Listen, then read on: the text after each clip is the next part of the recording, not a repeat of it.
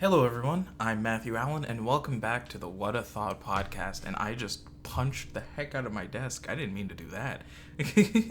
My hand gripped it, and I was like, "Ooh!" But hi, welcome everyone. Happy Halloween! Boo! I hope I've scared you. I don't know what I'm doing. Happy Halloween, everyone. Uh, I love this month. My birthday is in this month. I love Halloween. I love horror. So it's real cool that the fates have lined up that I get to send this out into the world on Halloween Day. Obviously, this was recorded on All Hallows Eve, which is the day before. But that doesn't matter. In spirit, in heart, it is Halloween. In fact, I'm hosting a Halloween party later today, and I'm real excited for it. There's gonna be costumes, and it's a potluck, horror movies, all that fun jazz. There might be board games, but honestly, I think everything else is going to be just enough that people might just exist. They might not need board games, but I don't know. We'll find out. But it's really excited. I enjoy the Halloween time. Obviously, I would like to caveat out to people to be safe. It is Halloween, but wild things always happen. Be watchful and mindful of children, of candy. Obviously, there's some wackadoodles out there that'll try to fuck things up and make it not fun for everyone. So you've got to be vigilant, remain vigilant, but also have fun. That is the point of the day, is to have fun, get candy, and just dress up, and be excited.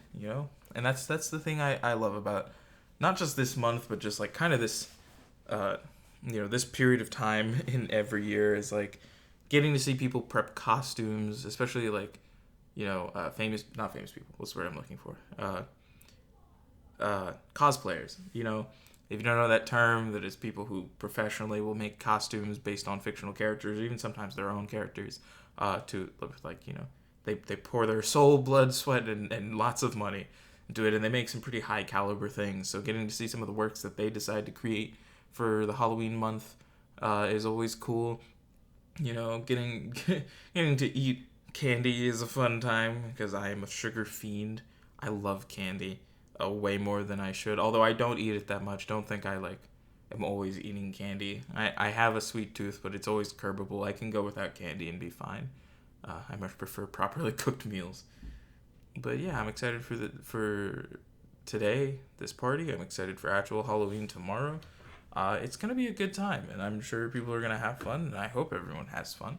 But that doesn't stop me from doing a podcast and talking about all the other random things that are going on. I've been getting into the spookiness. Last night, I sat with some friends and watched the world's goofiest double feature, Scooby-Doo on Zombie Island, and Elvira, Mistress of the Dark, which are both fantastic movies. Scooby-Doo on Zombie Island, obviously lots of people know that movie by now. It's over 20 years old. I think it's 24. Yeah, because it came out in 98. So it would have been 20 in 2018, and then it's 2022. So that's a 24-year-old movie that still stands up as a classic to this day. It falls into that vein of existence. If you don't know, Scooby-Doo movies tend to fall into two different categories for their creatures. And it's either this is a man in a mask, which is the one most people know, or it's this is real magic and monsters. Most prominently, the first live-action Scooby-Doo movie and then its sequel did that, where it was, okay, the mystery gang solves crimes where it's a man in a suit, and now here they are facing real demons that want to take over the world. And then their sequel followed up with, here's all the costumes from the people in suits we've defeated, and this mad scientist has found a way to bring these costumes to life. So then it was Real Monsters again. Real Monsters on Nickelodeon. I'm not old enough to have seen that show. I have no idea what that's about. Yeah, so Scooby-Doo on Zombie Island falls into that category of Scooby-Doo where it's these monsters are real, and it does the same thing where it starts out and it's like, here's man in suit, and then it fast forwards. All of them have gone their separate ways, but they're coming together on an adventure for this new show that Daphne is doing. And they end up on the titular Zombie Island. It's not called Zombie Island. It's called Moonscar Island, after a pirate named Moonscar who had landed there to bury his treasure. Arr, I've come to bury me treasure. Uh, I don't know what that was, and we just kind of all have to accept it. Excuse me. But he comes to do that, and a bunch of nonsense ensues. But there's a cat deity and cat people, and Mark Hamill and Tara Strong being cat people. But it's such a solid movie. It's got genuine creatures. It's got slapping music. I don't know why the music in those movies goes so hard, but it does. Same thing with the Scooby-Doo live action soundtrack. But it's such a fun time, and it's fun to see the Scooby-Doo style antics defeat creatures that they had no right to defeat. It's a little less justified in that version compared to the live action movie, because you kind of hear and witness the advancements in existence that those characters have made, whereas these characters remain stagnant most likely. But it's a fun time. It's a good movie. It's a fun one to put on with your kids. As a horror fan, and as the joke persists, it's a good gateway horror. Obviously, some aspects of horror are much too graphic and upsetting to show to a young audience so early on. It'll hurt them. It'll affect them in a way that is negative. But when you show them things like that, or things like Coraline, or even MCU's more recent Werewolf by Night, films like that still fall enough in line of the brand they're trying to exist to, which is either children or like superhero fans, which can include children. That it's safe for them to watch that and still have that same instances of terror that come with other horror films without feeling overwhelmed and like, oh my god, what is this? So, yeah, that's that one. And yeah, I'm a big Scooby-Doo fan. I have on multiple different occasions dressed up as Velma Dinkley. It's very goofy. I will not. Those pictures will not be anywhere. You cannot find them. Don't ever ask about them. They don't exist. But I've grown up on Scooby-Doo. I've seen all the different versions. We got another note to come back to, related to a upcoming Scooby-Doo project that I have some thoughts on, and that's how I'm going to put that sentence. Yeah. Elvira, Mistress of the Dark. That was a nice, fun comedy. Elvira, if you don't know, is a TV hostess character. That's what she is. In the same vein as Mystery Science Theater 3000. If you don't know what that is, Mystery Science Theater is a show about a janitor and his two robot pals watching B science fiction films. So like old school bad science fiction movies, and then they commentate through it, and that's it. That's the whole show. That's what they do every episode. And Elvira is the same way, except she was B horror, so she would go through old horror films. She'd make her commentary, and she'd just have a good time with it. And it's fun. So, but the premise of the movie is more wackadoodle. She inherits a house and a quote unquote cookbook. It turns out to be a spell book. She finds out her mother was a witch, and she's a descendant of a witch, and her great aunt that left her the house was a witch, and her great uncle is trying to get the great aunt's spell book so that he may take over the world. Which is so wackadoodle and goofy, and it's one of those things where it's like, you're not watching this because this is a great piece of fiction. You're watching it because it's fun, it's campy, it's a product, an existence of the time. Like, it's a nice little capsule. And it's just a good time. Obviously, that one's a little less appropriate for children. So I would not put that on for the kids. That's meant for the teens. Toss that one to the hungry teens. They'll have a good time. It's a laugh a minute. The friends I was watching with were pretty much dying at most of the jokes, and by that I mean I was dying at most of the jokes, and they were silently chuckling to themselves because apparently I'm the only one allowed to be loud in this space. But yeah, those are good times. It's fun. All right, what's actually in this list? It's getting a little shorter. I haven't been greeted with things to write down. People haven't told me any new wild stories that I should be considering. I just read about the margarita. The I don't remember the company, but it's like a product. If you're an adult, you might have seen them around. It's like the strawberry margarita things. which apparently don't contain the whatever alcohol it was supposed to contain. So there was a lawsuit that was settled, and you can get like $9 or something.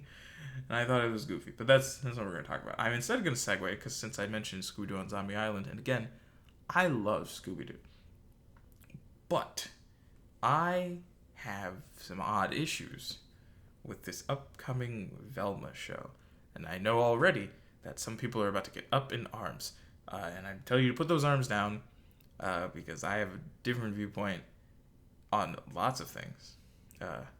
One, it's real funny to me that there's no Scooby. I understand this show is being made to cater to adults. I get that. But I think they're going about it the wrong way. Obviously, a more what's the word I'm looking for? For anyone who's seen it, Supernatural, that show, they have a crossover episode with Scooby-Doo where Sam Dean and Castiel, and I think Lucifer, someone, also ends up in the Scooby-Doo episode. And because of that, the events of the episode, like they're people, not like the Scooby Gang, but like the secondary characters within the episode die because there's an actual like demon from Supernatural world in there, right? And I think that tonally would be the correct way to go about a adult-themed Scooby-Doo show. Because that was pretty dope. It was pretty cool. It never felt over the top. It never felt like the Scooby-Doo characters were out of place in this sequence. Obviously, the type of creature they were fighting was one that only Sam and Dean and Castiel could really deal with. It wasn't something that the Scooby Gang was able to deal with.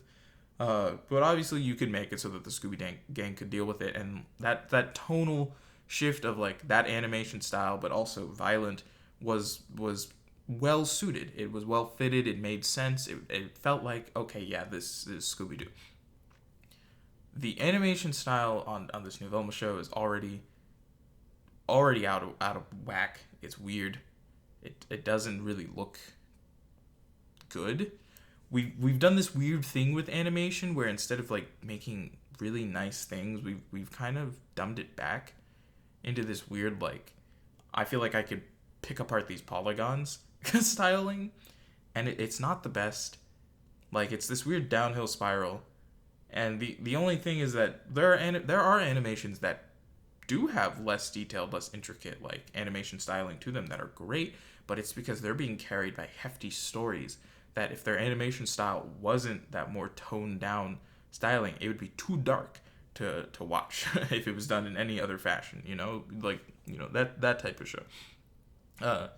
So the animation style is already a little weird thing to witness. I don't know how I feel about it. I really don't. I'm not vibing with it. And I don't care that the race of Velma, Daphne have changed. I don't. I have weird feelings about making Velma a lesbian. As a member and ally, because I think I can say both of those words. I think if they had made her bisexual, that would make sense. I think for looking at the history of the character, Velma Dinkley has been many times attracted to a male character, right? Like out besides Shaggy, because obviously Daphne and Fred, they're always together. No matter what medium you're looking at, they might split apart for a bit, but they always end up back together.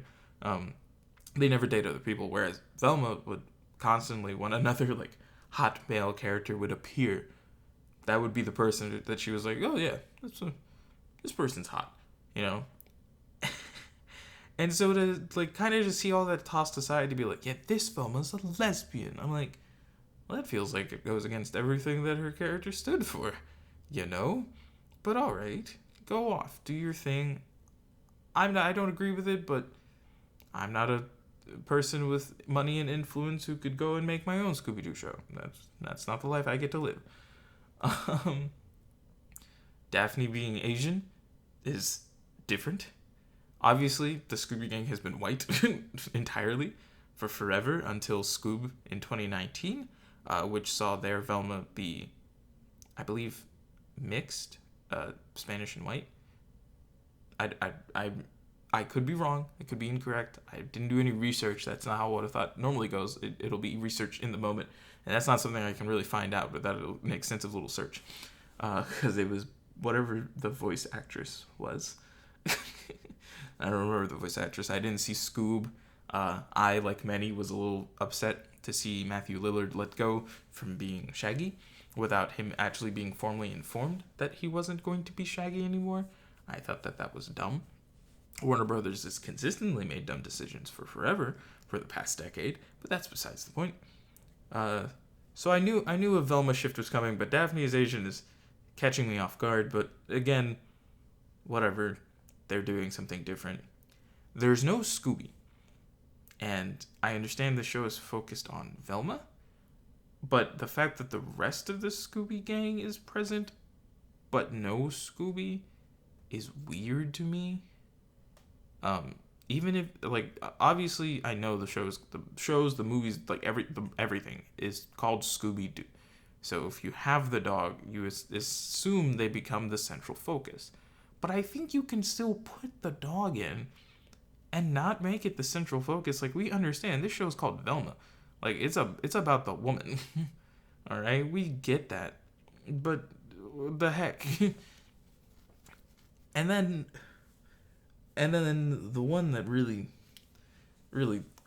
has grinded the internet's gears into confusion, because no one knows how to feel about it. I haven't seen any outright, like, yeah, this is what we want, or any outright, no, we don't want this. It's been more like, why did we do this? And that's changing Shaggy to be African American, and also going by his actual name. If you don't know, Shaggy is not his legal name. That man's name is Norville Rogers. He's Norville. So he's going by Norville. So they've changed Shaggy to be African American. He's going by Norville, but he's still wearing the same outfit. And I understand it's because they need you to know, because since they've changed his design and skin tone, that it's still Shaggy. And I'm just like, but why? What purpose does this serve? It's really weird to take this product from the late 60s, early 70s, because Scooby-Doo started in 69, I'm pretty certain, and try to do it in this weird way where it caters to a wider demographic by changing up what came before. And I've always had issues when we do that to media. Like, we take characters that have been well established and well grounded, because obviously if you've been around since the 60s, if it's been around since the 60s, you know, from, like, if we just count from 1970 to 2020, that's 50 years. Scooby-Doo and his friends, and Scrappy-Doo, and the linear of Scoobies, and a pup named Scooby-Doo, and What's New Scooby-Doo, and Mystery Incorporated, and the live-action movies, and the live-action movies from Cartoon Network, and the weird live-action movie that is just Velma and Daphne. Like, they've been around. They're well established. It's the same thing that they do to comics. I think it's weird to take a well-established character and change them. I think and believe that what should happen instead is we create new characters in order to do what you're trying to do, which is cater to a different demographic by, making him look like that demographic, and making all of them look and be their respective demographics.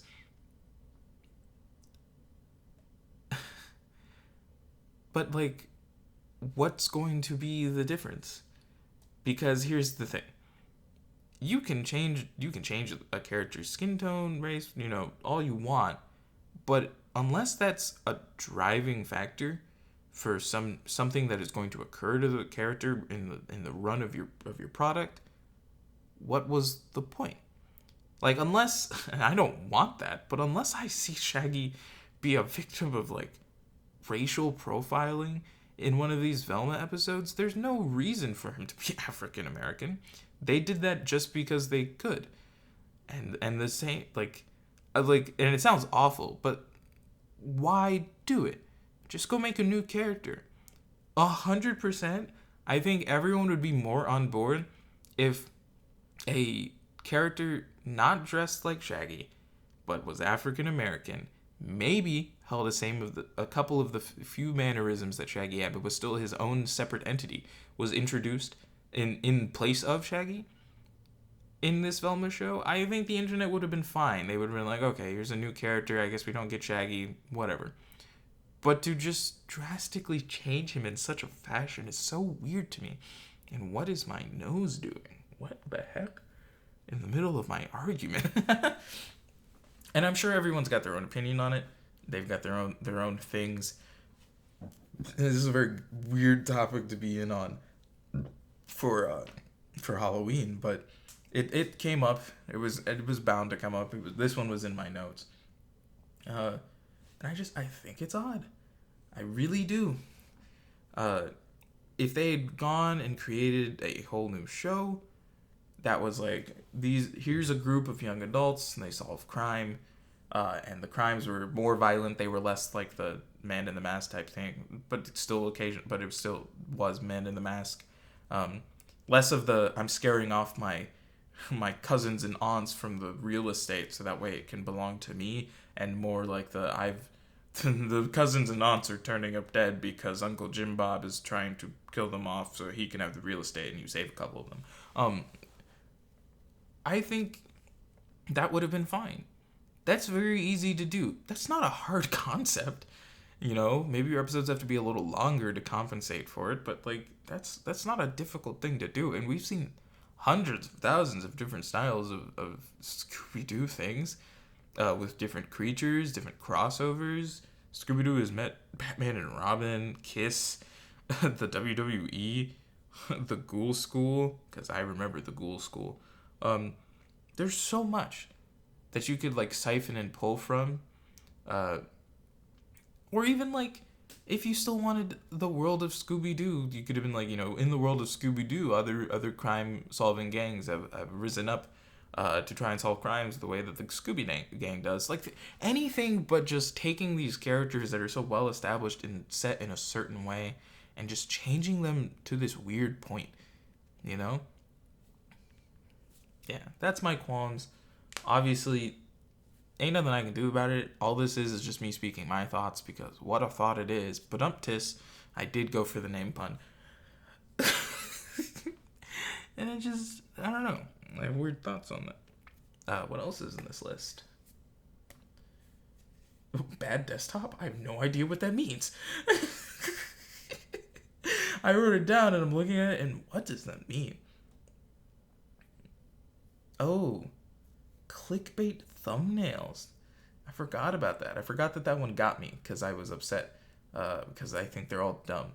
And I wrote the reason why I wrote this one, and it was because I saw a Looper thumbnail on Snapchat. If you don't have Snapchat has in the same section as stories. They have a thing where it's like, here's a collection of different like abbreviated videos from different creators and whatnot, and one of them is Looper. And now all of Looper's thumbnails are written this way. Sometimes Snapchat makes up their own for the thing, or even their own like images, and people are like, well, that's weird because that's not how my video is. But Loopers are like this, I've checked. And this one in particular that got me to write this down was it was called Keanu's co-stars prove what we thought all along. Right? Which is a very clickbait thumbnail that's supposed to get people to think, oh, what did Keanu do? Let me go watch this video. No. Keanu didn't do anything. The whole thing of the article is talking about the kind of sordid life that Keanu Reeves has led, because Keanu Reeves he's got a sad backstory to his existence, and to his adulthood, and to his everything. And so he tends to be like a very nice beacon of hope, beacon of light on sets. He's very kind, he's very charitable, and he's all around just a really good man. And that's why people love him. And that's because that's what he is. He's literally nothing else. There's nothing else to Keanu Reeves except for that, right? And so the whole point of thumbnails like that is to get people to think, oh no, what have they done? And now, because you've clicked on it, they get their revenue, because if you didn't know, it doesn't take much for you to get revenue. Like the moment you click on a video, it counts as a view, and so that's all that the people need. And it's just like, golly, I hate that. I hate it so much because it puts people geared into this mindset to see someone do bad, when in reality, all you're trying to do is get people a little more riled up to watch your video. That way they will click on it. And I think that's bad business. I think that's deceitful. Deception and deceitful are essentially the same thing. But I find that doing that is bad. To purposely lie in a fashion so that you can effectively gain views, by getting people to think that this video is about to be about one thing when it's really about another, is no. I don't. That's not how things should work. People should be honest and upfront. And then if someone wants to watch your video, they watch your video. Writing your titles in this fashion, to purposely inspire an intrigue by an intrigue based on deception, is a terrible way to go about things. And then there's like there's not caveats. There's other styles of that too. Like obviously that one is based more on deception, because it's like Keanu's co-stars prove what we thought all along, and it's like, yeah, his co-stars prove that he is a nice human being. But then there are others, like I know I'm subscribed to Markiplier, and a lot of times I'll see a video come up and the title will just be "It's time" or "Finally" with like an ellipses, and I'm like, what does that mean? That title doesn't tell me anything. I do my best to give titles to things that front worth and full worthy inform you of what's happening, because I think people deserve to be informed. They deserve to be able to know what's going on, because everyone should know what's going on. And doing otherwise is a weird, deceitful move to make, right? So I'll just kind of, I'll as you've seen, my titles will always be like something like this one is probably gonna be something Halloween related, because Halloween, it's being released on Halloween. Duh. You've seen previous ones where it's been like one of the earlier ones, Captain Dick, or right, I think Captain Dildo. There it is, because we were talking about the town of Dildo and their mascot Captain Dildo and the Dildo Festival.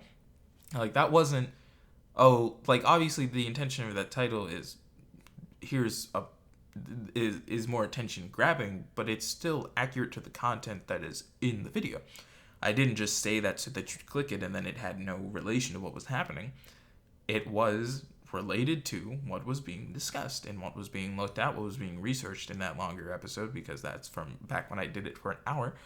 And the same thing with my gaming videos, sometimes if you look at some of the older ones, obviously those titles were a little more like offhanded. They might have been a quote of something I had stated in the video, but as more recent times have gone on, I've become significantly more straightforward about what you're seeing in the video. It'll be like, maybe it'll be whatever section we've gotten to in the game that was prominent. If a location, it might be a character. It's always going to be something that is related to the content that you were about to witness. That way, I know that you clicked on it because you were like, I want to see that content. The fact that there's so many people out there that do that, and Markiplier isn't the only one.